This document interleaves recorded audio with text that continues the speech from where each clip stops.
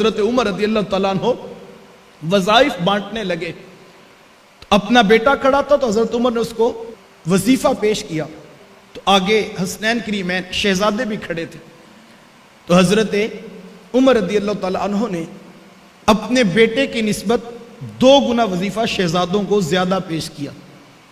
تو بچے ہوتے ہیں، تو بیٹے نے سوال کر دیا، کہا جی میں ان سے عمر میں بھی بڑا ہوں اور میں جہاد میں بھی گیا ہوں، مجھے ان کے جتنا یا ان کو میرے جتنا وظیفہ دیتے تو یہ ایک اور بات تھی، لیکن میرے سے بھی 2 گنا زیادہ وظیفہ ان کو زیادہ کیوں دیا گیا؟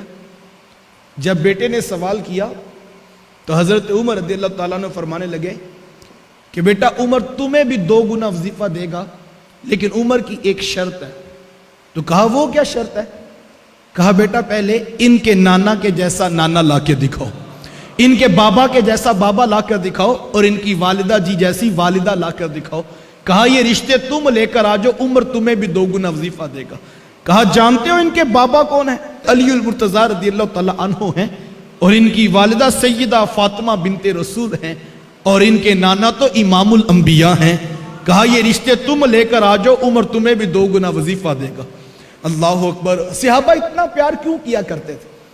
اس لیے کہ صحابہ نے اپنے رسول کو ان شہزادوں سے پیار کرتے دیکھا تھا۔ حضرت عمر رضی اللہ تعالی عنہ حضور کے گھر میں داخل ہوئے تو میرے حضور کندھوں پر شہزادوں کو اٹھا کر جو ہے وہ محبت کا انداز اپنا رہے تھے، اور حضور نے کندھوں پر شہزادوں کو اٹھایا ہوا تھا اور حضور گھر کے اندر چکر لگا رہے تھے۔ تو کسی نے دیکھا تو کہا کہ واہ واہ کیسی خوبصورت سواری میسر ہے۔ تو حضور میں عمر صرف سواری نہ دیکھو، شاہ سوار بھی تو دیکھو کتنے پیارے ہیں۔